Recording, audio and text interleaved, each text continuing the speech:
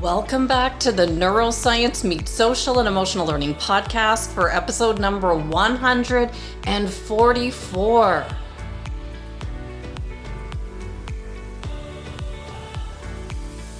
With Tom Beakbane, author and president of Beakbane Brand Strategies and Communications, who has helped generate over $5 billion in brand value for his clients and discover a new way to see the world. On this episode, we'll take a mind-altering journey into his new book, How to Understand Everything, Consilience, A New Way to See the World. There's a new way to understand human beings and everything else, and it's known as consilience. Consilience is a new paradigm that reveals how things self-organize from the bottom up, in contrast to how we think and communicate, which is from the top down. This new paradigm exposes the realities of human nature on both personal and collective levels, revealing the overlap between different domains of life, family, health, business, technology, politics, and spirituality. Consilience will help you to see things differently and make people less puzzling. I'm Andrea Samadi, author and educator from Toronto, Canada, now living in Arizona, United States, and like many of our listeners, have been fascinated with learning and understanding the science behind high-performance strategies in our schools, sports, and workplace, with specific ideas that we can all use, understand, and implement for improved results. When I first came across Tom Beakbane, his work caught my attention as it was right in line with our episode 143 with Dr. John Leaf on the secret language of cells. Tom wrote me some feedback on one of my LinkedIn posts and shared his book with me. And when I started to read his book, How to Understand Everything, I saw many of the connections to past speakers, but I was also left with so many questions that I didn't understand.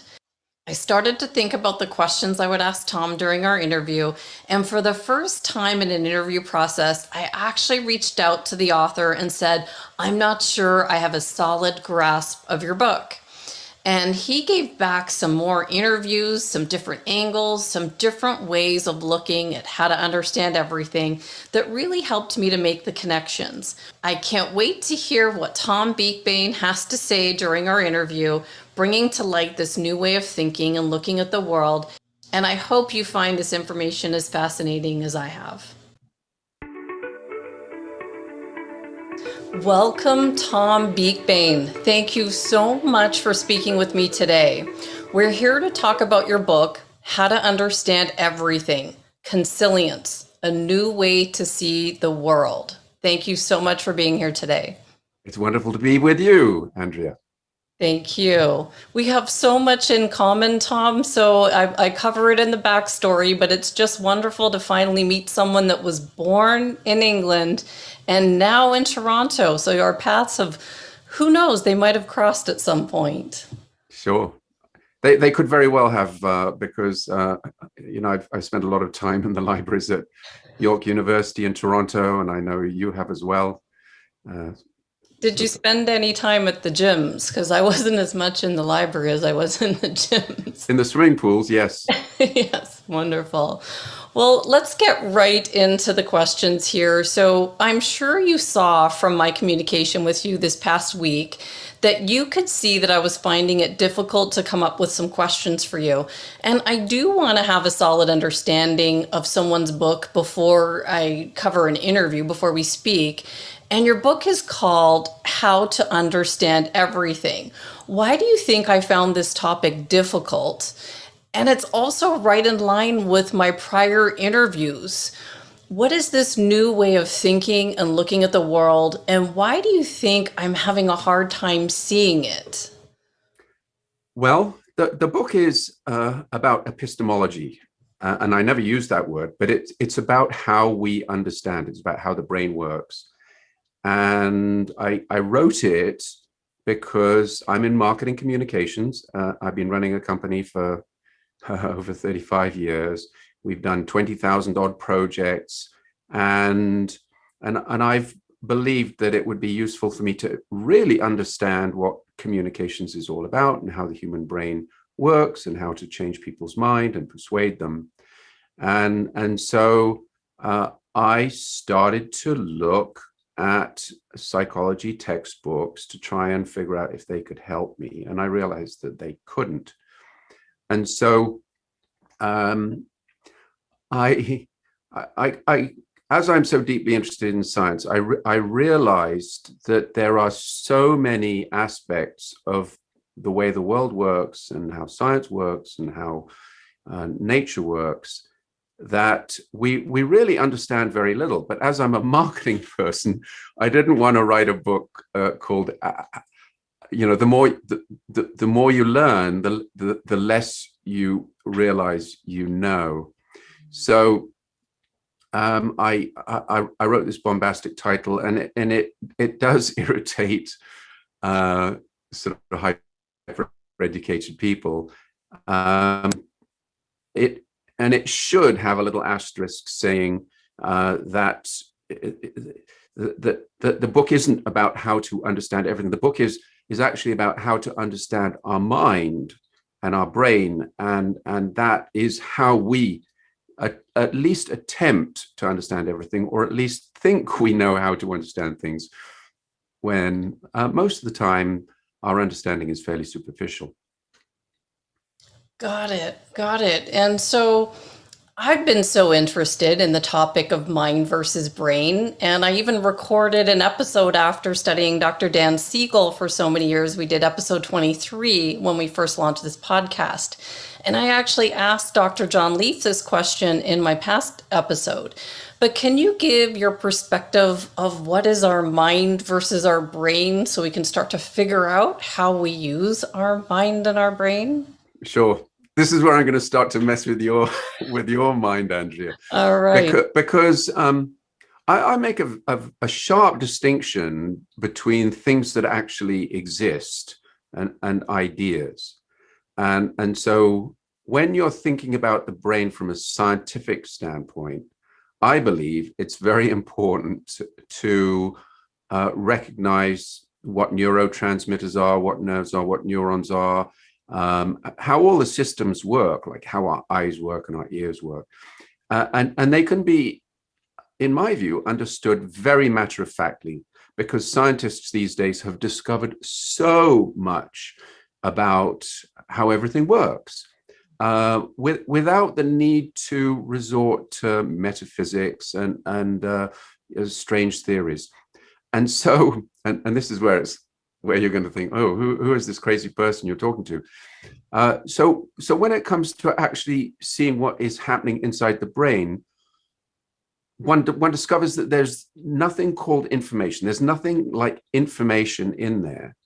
And indeed, this thing that we think of as memory, where you're somehow grasping some non-physical, almost spiritual thing, just isn't how the whole brain works. The brain and everything in our body is very physical, and it can be understood matter-of-factly, and it can be quantified, it can be measured. Scientists can get their head around it. However, our brain, and I actually don't even like you to use the term brain, because that infers that there's a separate organ inside our head, in our body, that is sort of dissociated from our body and everything else that is happening, that is sort of coming from our senses and all the enteroreceptors and so on. But the mind part and all of the ideas that we use to make sense of the world are extraordinarily significant and profound, and they change our behavior. And it's important that we acknowledge those ideas, and we find out how they came to be, where they came from, who thought them up, and what language is and how that forms, because it forms from social interaction. And so when you use a term like mind, it's a concept that's really a bit of a throwback to history, that it's somehow separate to the brain. But when you use it, I interpret it to mean or in my way of thinking, it's a recapitulation of everything that you have experienced, like when you're awake. So when we're looking at each other, for instance, on this Zoom recording, it I mean, it is as meaningful as it is because of all the experiences that we've had with people and computers and these ideas that we're flinging backwards and forwards. So mind is this unbelievable experience that the brain is creating, and that's one of the things we can probably discuss. You know, what's the brain doing? We can get onto that because you know, the way it works is not that there's this little sort of being inside our head that's sort of looking out through our eyes. This sensation of reality is actually being created by the brain based on all of the sensory inputs that are coming in there. So have I lost you yet? I might sound a little crazy, and I've mentioned a lot of different quite challenging ideas that aren't necessarily common sense. But yeah, no, this is right on track. So I'm on track with you. And I don't want to go into what the brain does just yet. Can we still go back to the title of your book? How to Understand Everything. And then you've got the word consilience in your title. And listening to your prior podcasts, I was actually relieved when other interviewers had not heard of the word consilience, because here I am looking it up thinking, what is consilience? So, and then every email that you would send me would say, wishing you consilience. And so I'm guessing that it means like the integration of something. Yeah. But I don't know what is consilience. It's not a word that I'm using every day. And I want to understand it because I think it's profound.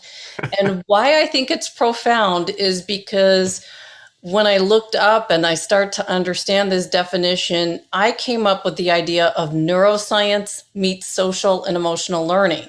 That's the podcast, which I think is consilience. This is what I think, but tell me if I'm right.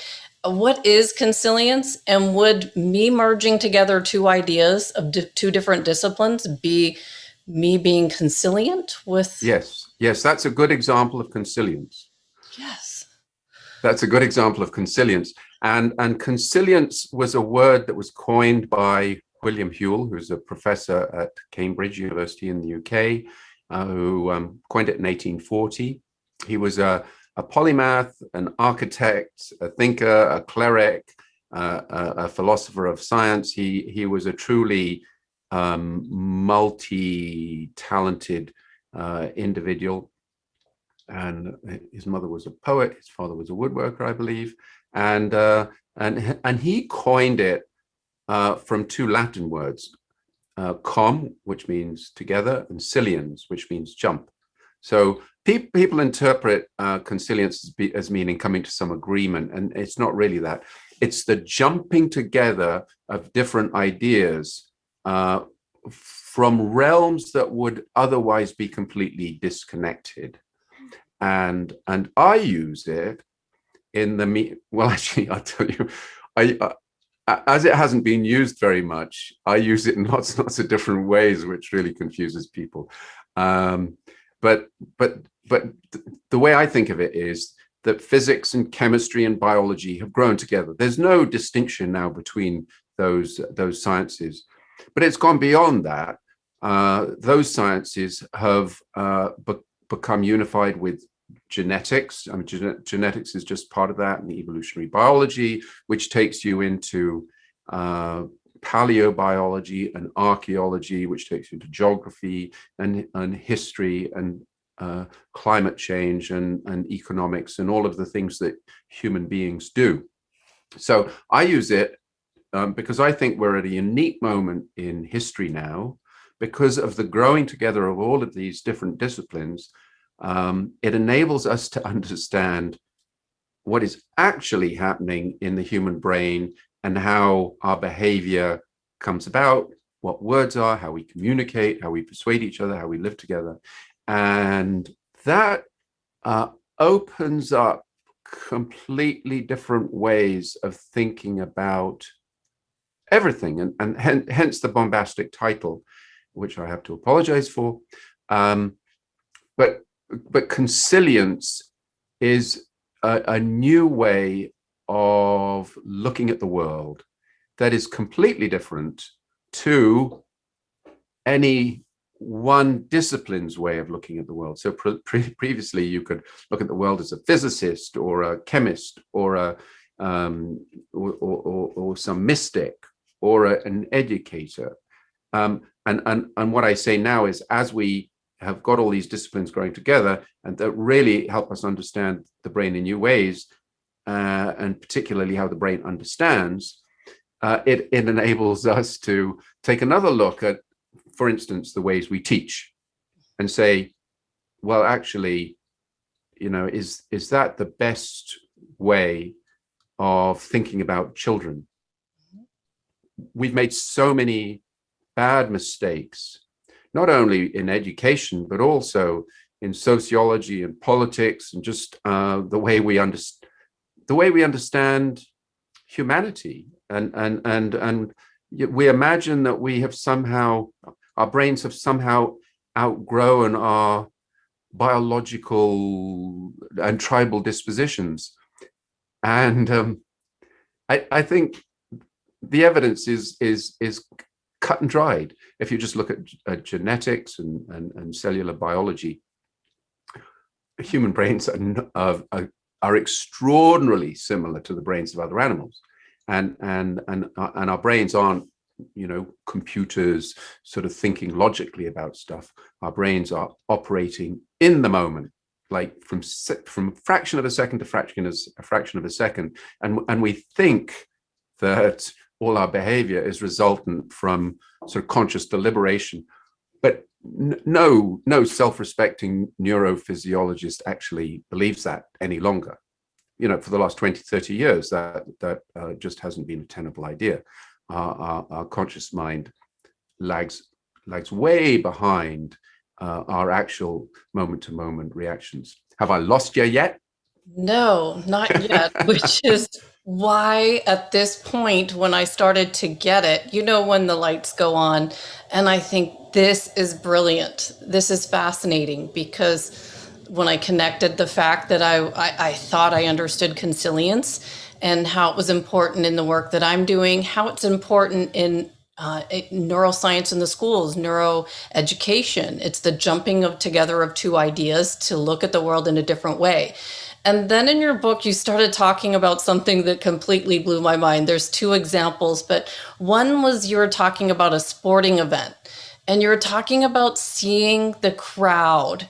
Instead of looking at which team is winning and which team is losing, you were thinking about the crowd. Who's going to be happy that their team won and who's going to be upset? And so it was just looking through a different lens, how to see the world in a different way, which is how you made a lot of your money in marketing, right? Is that how you took that idea and created those Labatt's labels of looking at the world in a different way? Can you tell that story just to... Sure. I mean, when you're in business and marketing, you have to deal with diverse people. They're not people who are necessarily educated in the same way. They don't have the same background. They might have completely different political viewpoints, but at no point do you discount them. You simply take them as they are. You try to understand them, and you try to communicate using words and ways of expressing yourself that they are going to identify with. And so as a marketer, I have had a career of talking to massively different types of people. I regularly deal with physicians and pharmaceutical companies. I've dealt with programmers and people who are on the forefront of various technologies.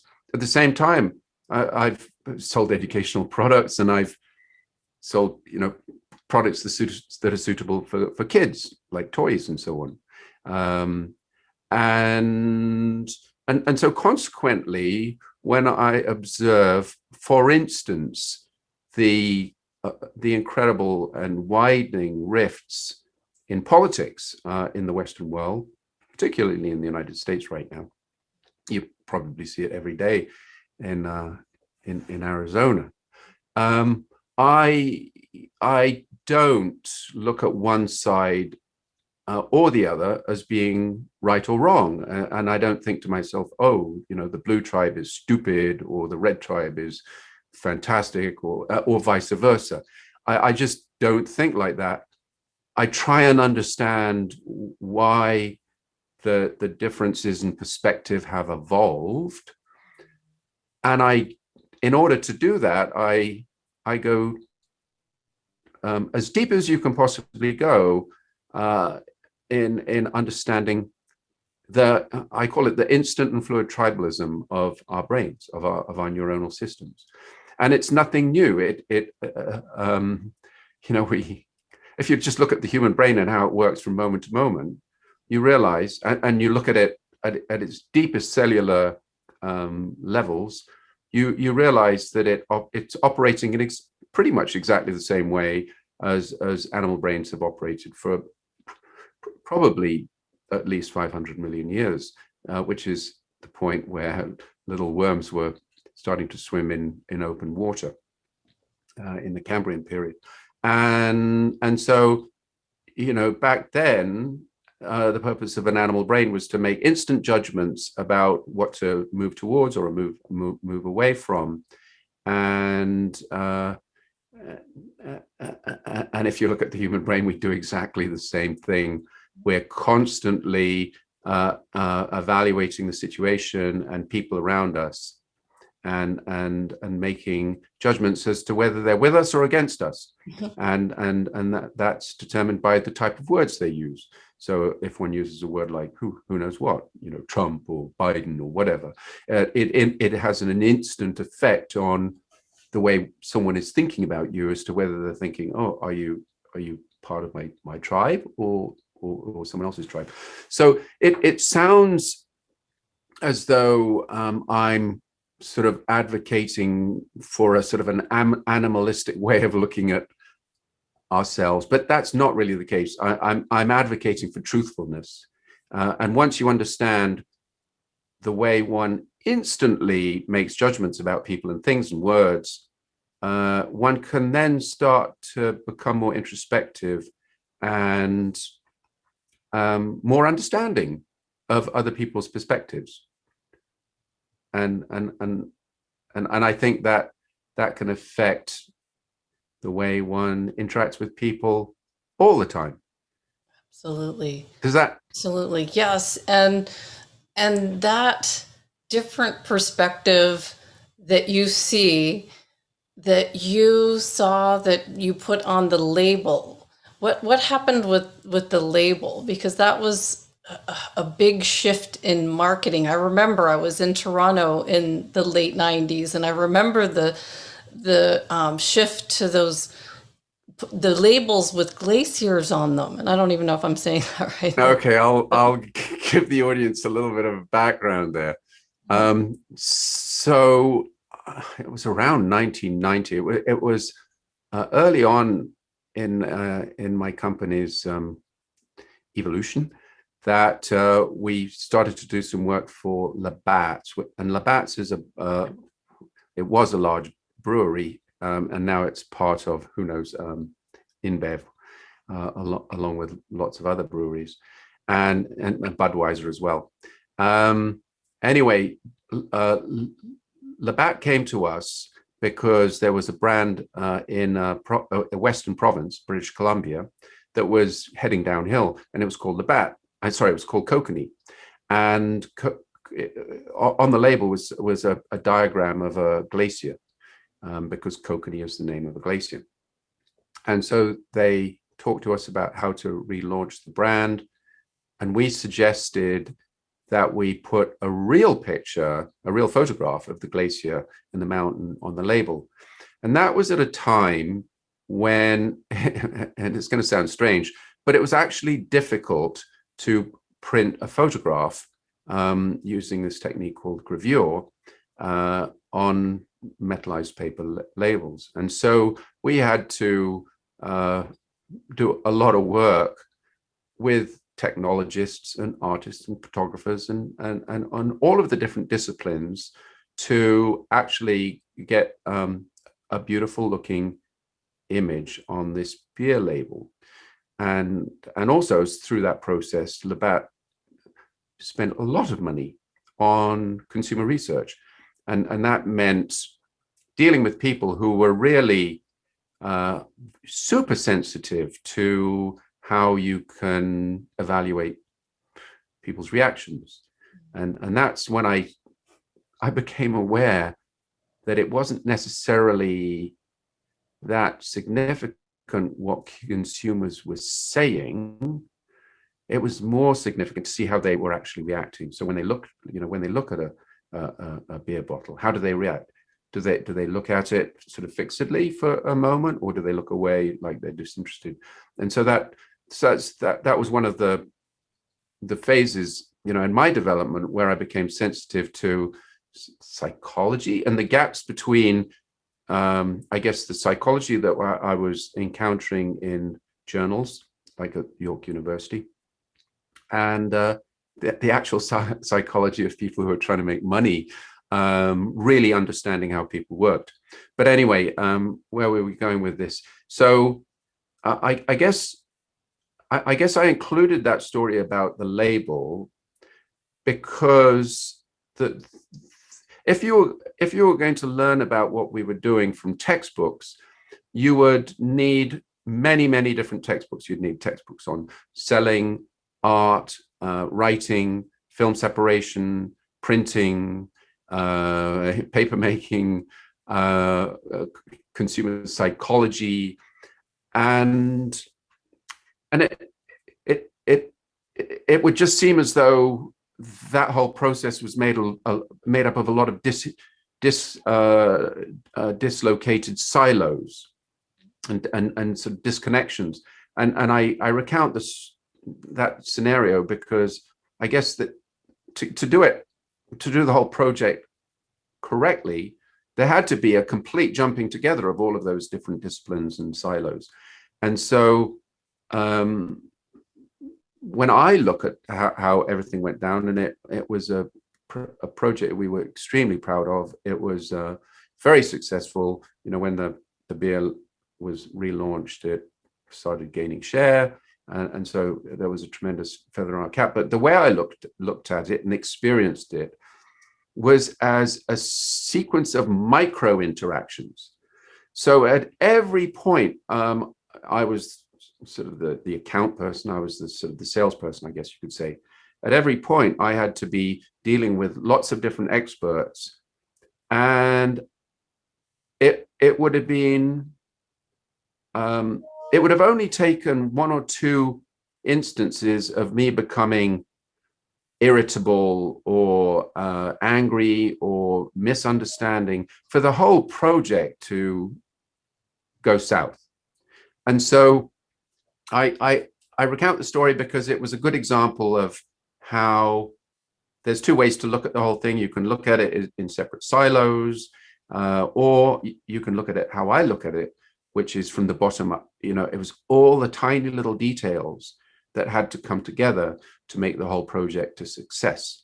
And we haven't talked about it yet, but one of the sort of the fundamental precepts of Consilience, where it leads one, is that you need to look at the world from the bottom up as an emergent system, rather than how we teach and think and how science works, which is to presume that they're pre-existing categorizations and that everything is governed by laws of the universe. So I'm sure I've lost you at this point, but there's a new way of looking at the world, which is bottom up and understanding human behavior from the bottom up, which is completely different from the traditional way of looking at the world, which is top down. And and I believe that we're on the verge of a completely new paradigm, which goes way beyond science and spirituality and religion and the difference between mind and brain and so on. And that new paradigm has been enabled through this jumping together of all of these different disciplines. I've really ladled on a whole bunch of really deep ideas, Andrea. So if you're still with me, Tom, I fantastic. am, because that is how you were able to achieve what I consider. There's this book called U Squared, and it's about getting exponential growth or jumping your results from one level to out, like blowing it out. And that's what you did. It was, how were you able to get extraordinary results? It was by doing something completely different. But now you've got a scientific side or angle to it that you can see. It's not just doing something random. You were able to see, like you say, the silos of all the things that you needed to connect together to make that project a success. Whereas somebody that did not have that vision would just have done a bunch of random things and might not have had the same level of success. Is that, would you say that? Yeah, I'm a little bit different to, I think, some of the people that you've interviewed, in that I haven't written a self-help book. I've got a lot of respect for people who are in the self-help industry and the coaching industry, but that's not me. And also I never hold myself up as an example of how to do business or live your life. I have to say that I've been extraordinarily blessed, and I've enjoyed and still enjoy everything that I do. But I don't for one moment suggest that anyone uses me as a model for for how to be successful, whatever that might mean.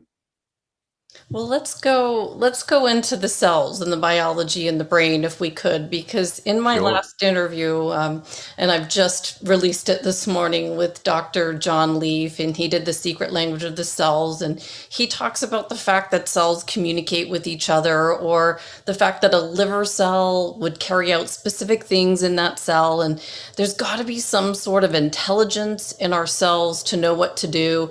And then I saw in chapter 6 of your book, Complex Critical Systems in Us. So what have you discovered about their cells and how they organize themselves? And what do you think consciousness is?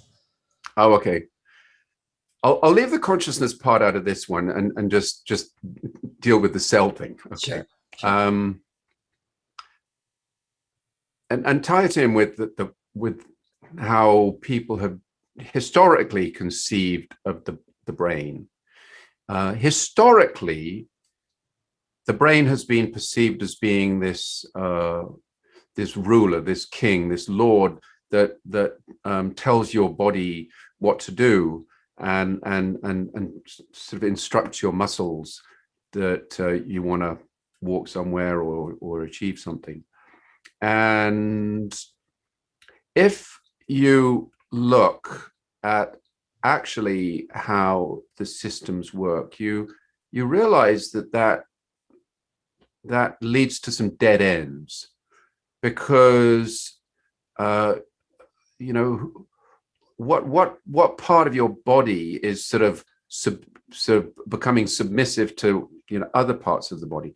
A more realistic way of looking at the whole matter is just to look at the magic that happens in a single cell. And there's so much that we know about how cells operate, but there is so much that we don't know and still has yet to be discovered. We know a lot about DNA and RNA, and of course we've been reading about that because of the pandemic. And indeed, analyzing DNA has become fairly easy. Hence, that's the reason you can get your genome figured out and sent to you. But there's also so much else that is happening in the cell that is dynamic and almost invisible, and it's happening so quickly and so reliably that we haven't really started to get our heads around it, or scientists haven't really got their heads around it, because because it's just so tiny and so dynamic. And well, I mean, one of the sort of very incredible things is just how DNA is torn apart to make two cells, and then 4 cells, and then 8 cells. So the way I like looking at the human body is to say, okay, a sperm and an egg come together, and then it divides and divides again, and it divides around 40 times until you get 20 trillion cells in your body.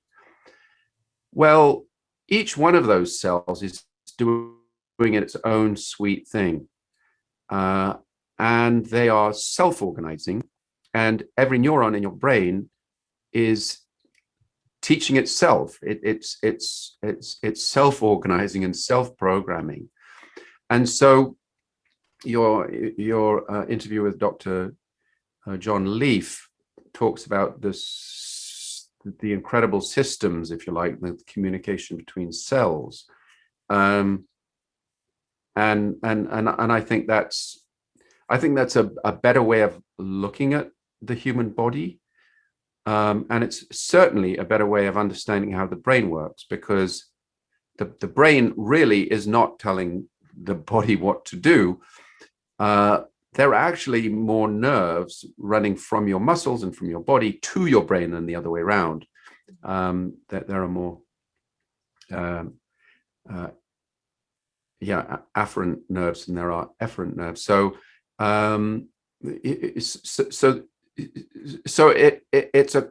it's a complex critical system, and it's a dynamic system, and we're always on the knife edge of moving towards something or away from something, liking something or disliking it, or loving or hating, and so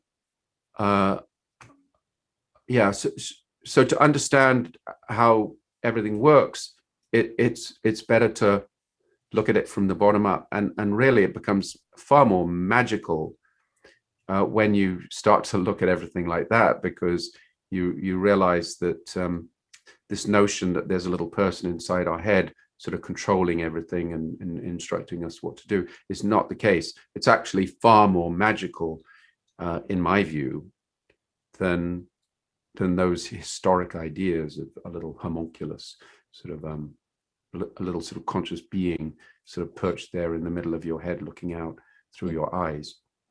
It's not like that at all. So what about our behavior? How can we use this, what you've uncovered, to perhaps change habits we don't like or we want to get rid of?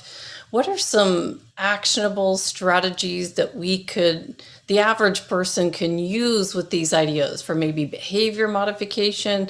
I know you say you don't want people to follow your business model, but I think it's a really smart thing to listen to your Labatt story and see how you saw something a different way, a different angle, and that's why it was successful.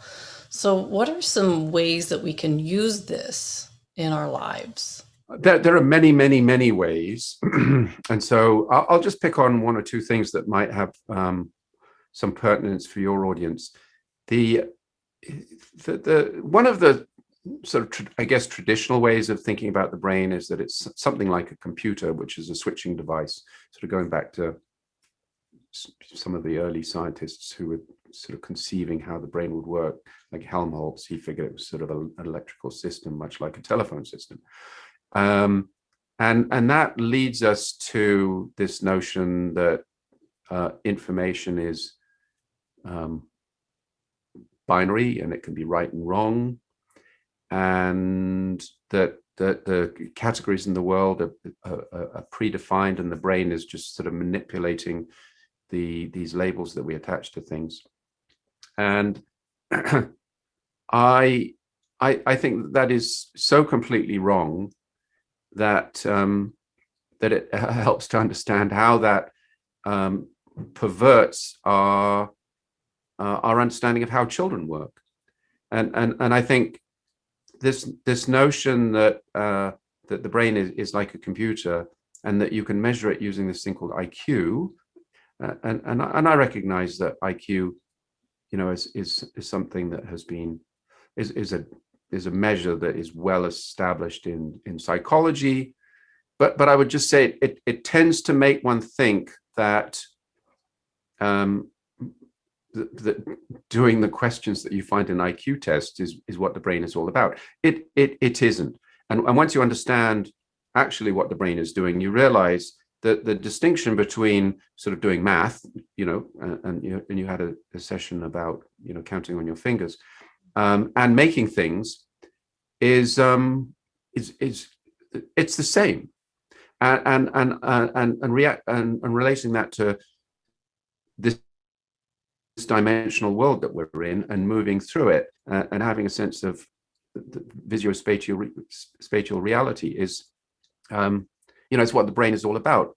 And so once you get your head around consilience, it becomes far more easy to understand that every kid is different, and frankly, there is no such thing as normal. And I would argue that that judging kids' IQ is, on the whole, doing a disservice to them, because it discounts all of the other things that are so important for a kid to be successful.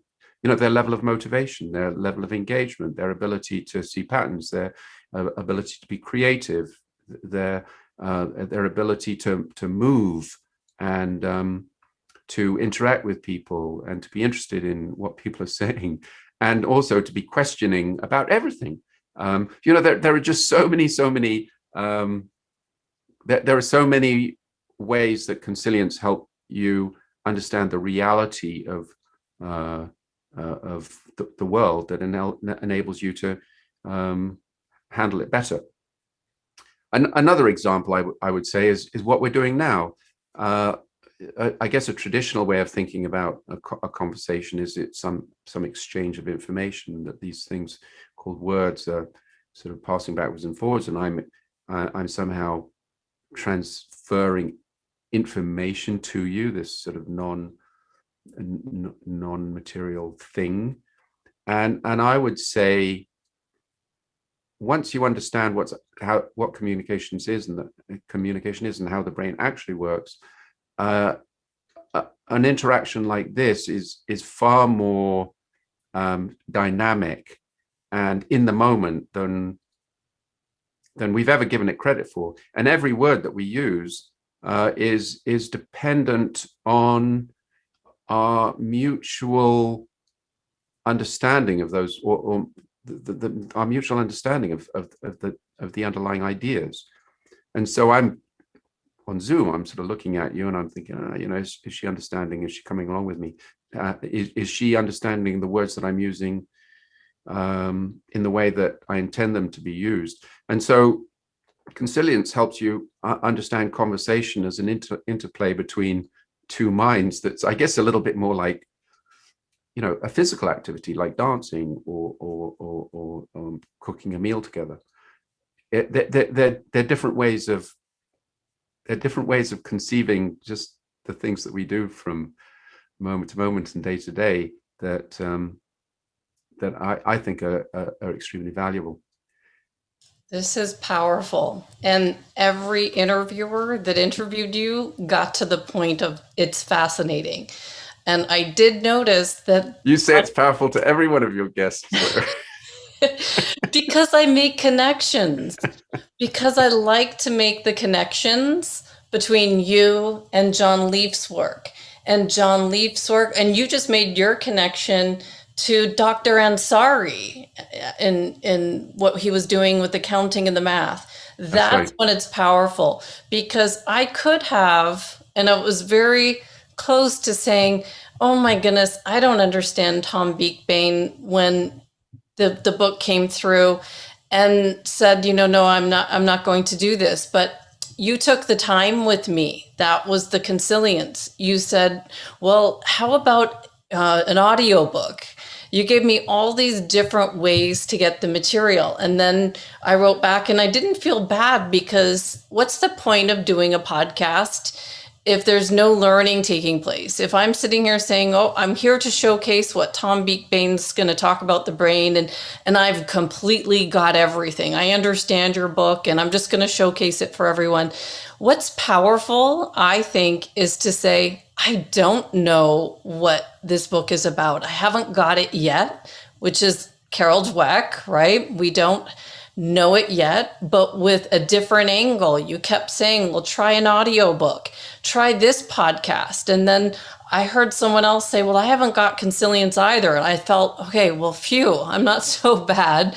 This other guy didn't understand it. But then I had my aha moment of, well, the jumping together of two ideas or disciplines, that might be what I've done with the podcast.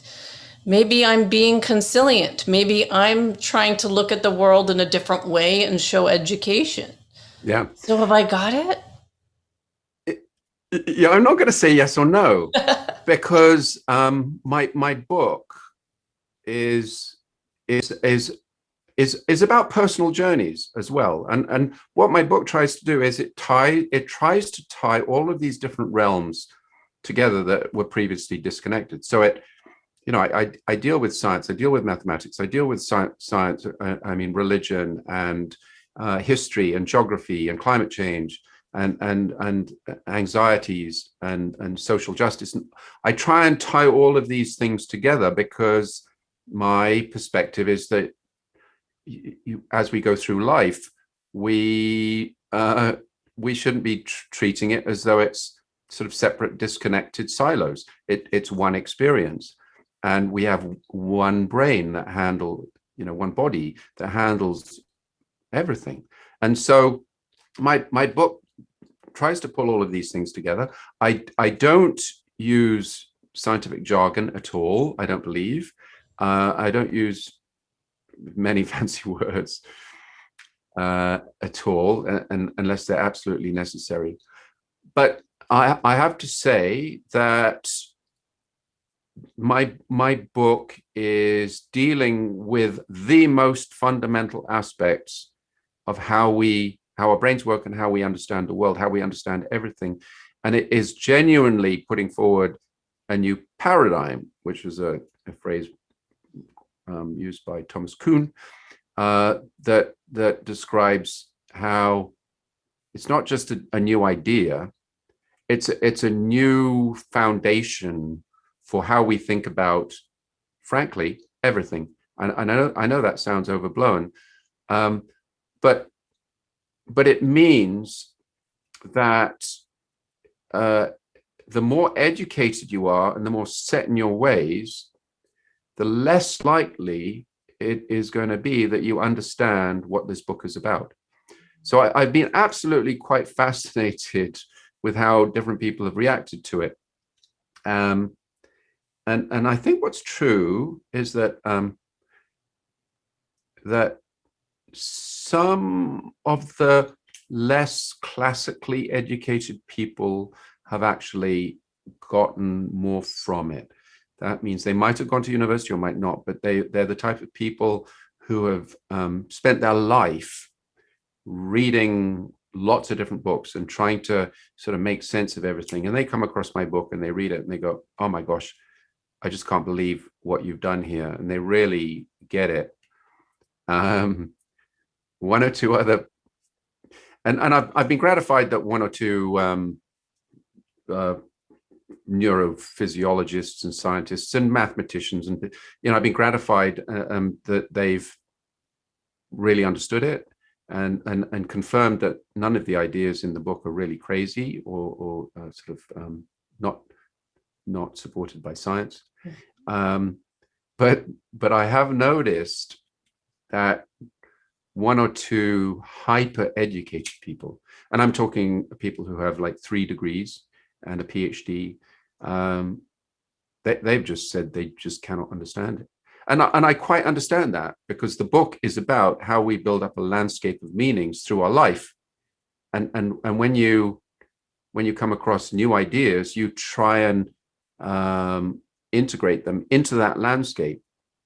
But what I'm saying is, actually, Consilience is a new landscape.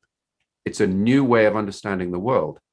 And so it's not surprising that hyper-educated people don't understand it. So when Does that make sense? it does, and it makes me feel a lot better, because I didn't feel bad that I wanted to let you know, because you would know she hasn't got it in the interview. So I thought I might as well let him know ahead of time. I haven't got it yet, and let's see how much we can get and bring to light some strategies for the people listening. And Yeah. so, when once you get it, and a number of people have told me that they read the book 3 times, and I go, oh my gosh, that sounds awful, because I never read a book more than once. And they say, no, I read it 3 times because I was getting more and more from it every time I read it. But it's a really challenging read, and I would hope that you can revisit it. And I don't think you'll have a problem actually understanding the core ideas and what Consilience is, because once you understand it, everything sort of slots together.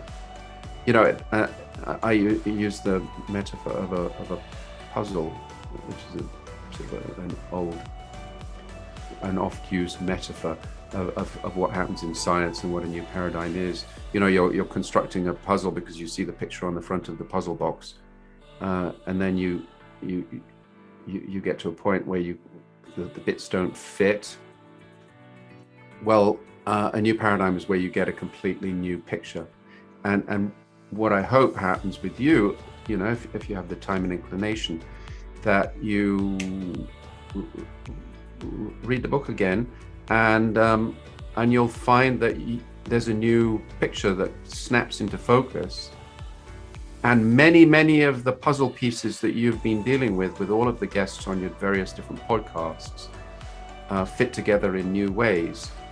Occasionally you'll come across someone whose ideas don't fit, and an example of this is that interview you just did with John Leaf. I love his ideas. I haven't read his book yet, but I'm not even sure if it's out. But this idea of cells communicating and so on just makes so much sense. But I do find that when he uses terminology like secret language and information, I sort of go, well, that's not really what cells are doing. They don't use information. They interact, and they're extraordinarily sensitive to each other. But information is a sort of a different sort of a metaphor, and I would say that it's a little misleading in some very, very, very deep ways. Even though I think his core ideas are probably like right on, but the metaphors and the way he uses language, I think he could actually go a lot deeper, and the pieces of the puzzle would fit together a lot more cleanly than he currently expresses. That's why I'd love to have a panel down the line. I've had some people suggest that they'd like to see a bunch of different people all in one space. So that might be a thought process down the line. I'd be up for that. That would be fun to Yeah. bounce these ideas. But Tom Beakbane, if anyone wants to learn more about you, what are the best places to find you? Just Google Beakbane, Beakbane, and you'll find the book site, which is howtounderstandeverything.beakbane.com, and there are various videos that are shown there. I list all the podcasts, so as soon as you publish this one, it'll be up there, and you can go to Amazon or Audible and download the ebook and the audiobook, or order the hardback or the paperback. And I would recommend the audiobook because it's narrated by a British actor called Philip Batley, and I think he does a first-rate job with all the accents and all the strange words. Why didn't you do it with your accent? Curious. Okay, here's a bit of a strange admission. I don't think that I'm in the least bit articulate.